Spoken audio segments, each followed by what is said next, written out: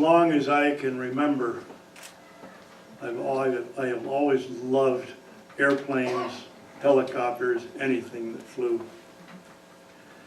My first real trip in flight was a series of flights from Detroit down to Asheville, North Carolina on a family vacation when I was 13 years old.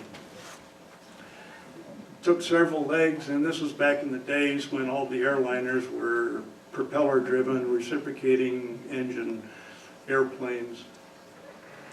The last leg from Knoxville into Asheville, North Carolina, it was the springtime, it was on board an airplane called the DC-3. The DC-3 is a 1930s vintage airplane,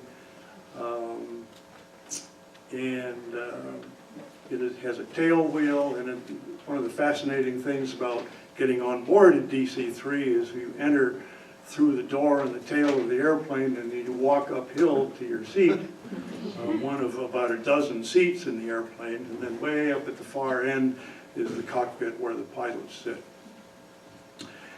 I flew on that airplane and I was simply hooked for the rest of my life. A few months later I started taking flying lessons, and by the time I had reached college I had my private pilot's license.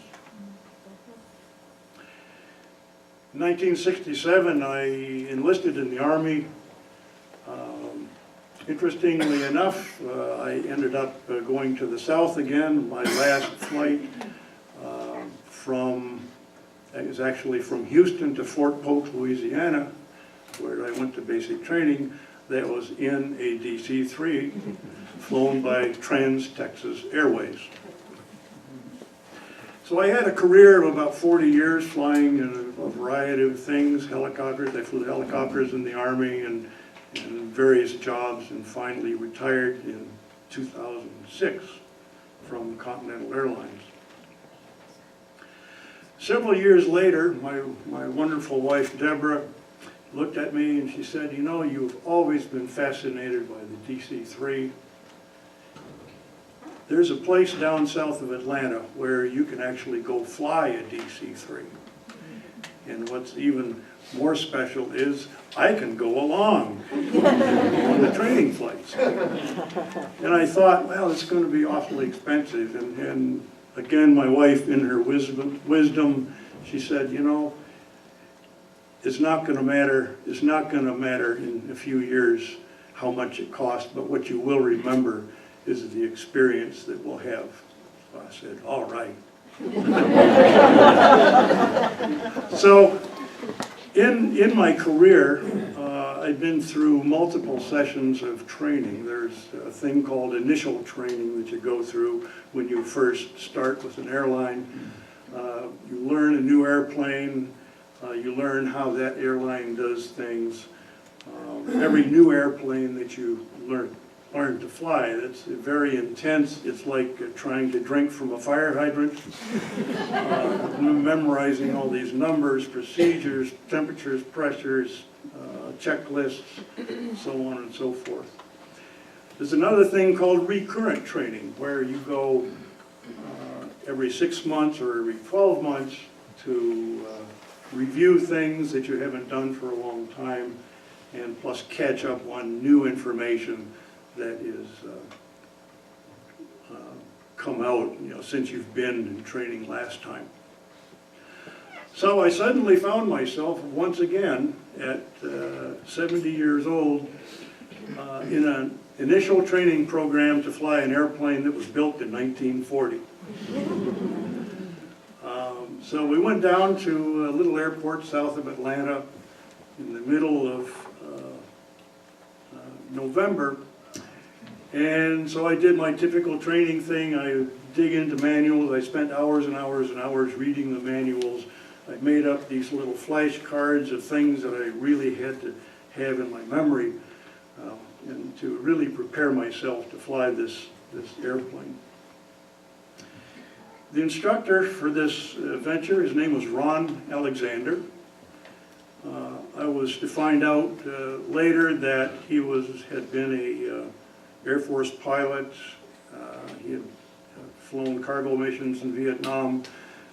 He flew for Delta Airlines for his entire career and was one of the Atlanta chief pilots for Delta before he retired in 2002. He had started a museum in South Georgia called the Candler Field Museum. And he operated this DC-3, and he also had another small fleet of airplanes, including a meticulously restored Curtiss Jenny, which is a World War I vintage airplane. His was originally built in 1918, and he was flying that fully restored airplane in 2016. I met up with Ron Alexander, and we flew for about 3 hours on Saturday, 3 hours on Sunday, and I was with another pilot, and Deborah endured about 6 hours of flight time seated in the back of this DC-3 while we're doing takeoffs and landings and turns and various maneuvers. She stuck with it every hour, every minute. During this training session, I'd look over at Ron Alexander, and he would just be smiling. He was beaming. He was 74 years old. He was on top of his game. His eyes were bright. Everything that we would do, he'd give a little smile. He just completely enjoyed what he was doing. And of course, so did I. Finally, flying his DC-3. The DC-3, I'd flown very maneuverable, sensitive airplanes before, but the DC-3, you would turn the control wheel, and then you'd wait a few seconds, and then the rudder was very effective. The way you steered it on the ground was, on a taxiway, of course it's a tailwheel airplane with a big wheel underneath each wing, and you would tap the brake with your foot to make the airplane turn right. And the brakes are extremely, extremely sensitive, so an inexperienced DC-3 taxiing pilot will just going down the taxiway like this with the tail of the airplane. Poor flight attendant in the back. Oh, gosh. But anyway, I managed to learn to taxi it. I flew it.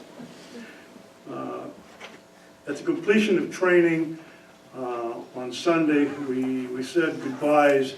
We were very pleased, and we hoped to come back sometime, perhaps the next year, and do some more training. 4 days later, Ron was flying with the FAA examiner, doing recurrent training with the FAA examiner. His name was Larry Enlow from Orlando, Florida, another highly experienced pilot.